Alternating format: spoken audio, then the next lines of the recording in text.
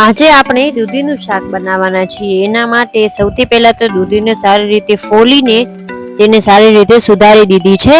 તો આ તમે જોઈ શકો છો, આપણે મીડિયમ સાઈઝમાં દૂધીને ધોઈ અને સુધારી દીધી છે। અને એની સાથે જ આપણે 2 થી 4 લીલા મરચાઓને પણ સારી રીતે કટ કરી દીધા છે અને દૂધીની અંદર નાખી દીધા છે। પછી આપણે એક તપેલાને ગરમ કરીશું અને એમાં 2 થી 3 ચમચી જેટલું ઓઇલ ગરમ કરીશું। જો ચેનલમાં નવા હો તો સબસ્ક્રાઇબ કરવાનું ભૂલતા નહીં। પછી જ્યારે તેલ ગરમ થઈ જાય એટલે એની અંદર લસણની પેસ્ટને એડ કરી દીધી છે। જ્યારે લસણ ફ્રાય થઈ જાય ત્યારે એની અંદર આપણે દૂધીને પણ એડ કરી દઈશું અને હવે એને સારી રીતે મિક્સ કરી દઈશું।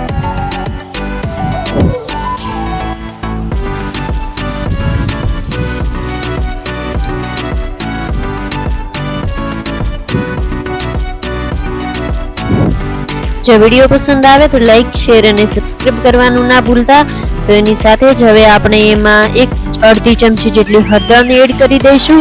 2 ચમચી જેટલા લાલ મરચાંને પણ એડ કરી દઈશું આની અંદર।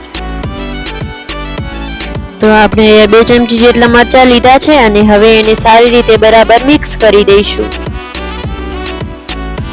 ત્યારે ફ્લેમ ધીમી રાખવાની, નહીતર મરચાઓ દાજી જાય, એટલે ફ્લેમ ધીમી રાખીને સારી રીતે મિક્સ કરી દઈશું। અને પછી તમે જોશો તો જો શાકનો કેવો રંગ આવ્યો છે, હું તમને નજીકથી પણ બતાવીશ।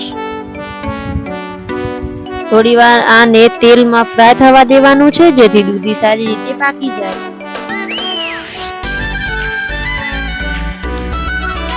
પછી આપણે અહીંયા 1.5 ગ્લાસ જેટલું પાણી એડ કરી દીધું છે અને હવે આપણે એને 5 થી 7 મિનિટ સુધી પાકવા દઈશું। અને પછી તમે જોશો તો આપણું શાક બનીને તૈયાર થઈ જશે। શાકમાં આટલું પાણી નહોતું, પણ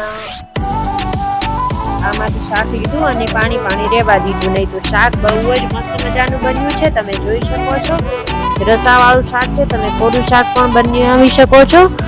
જો હવે આની સાથે આપણે ગરમ રોટલા બાજરીના હોય તો પછી શું જોઈએ છે, તો આપણે ગરમા ગરમ બાજરીના રોટલાને પણ તૈયાર કરી દઈએ। જો સૂંઘ મારીને તો પાછી આગ બાળવી પડે ગામડામાં, અને એની સાથે જ આપણા રોટલાઓ પણ તૈયાર થાય છે। જો અંધારું છવાઈ ગયું છે, યા તો તમે કયા ગામથી મારો વિડીયો જોવો છો એ પણ કોમેન્ટની અંદર કહેવાનું ભૂલતા નહીં। તો તમને આજનો વિડીયો કેવો લાગ્યો અને કોને આવા રોટલાઓ બનાવતા આવડે છે એ પણ કોમેન્ટની અંદર કહેવાનું ભૂલતા નહીં।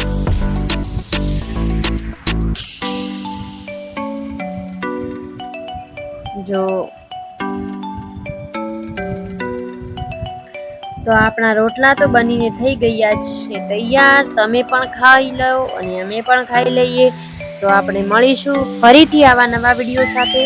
અને જો આજની રેસીપી તમને પસંદ આવી હોય તો તમારા ફ્રેન્ડ્સ અને ફેમિલી સાથે શેર કરવાનું ના ભૂલતા। અને આમાં રોટલાને ચૂરીને શાક સાથે જો તમે ખાઓ તો આટલું ટેસ્ટી લાગે છે। તો કોણ આવી રીતે ખાય છે એ પણ કોમેન્ટમાં કહેજો। મળીએ નવા વિડીયો સાથે। સબસ્ક્રાઇબ। જય શ્રી કૃષ્ણ। રાધે રાધે। બાય।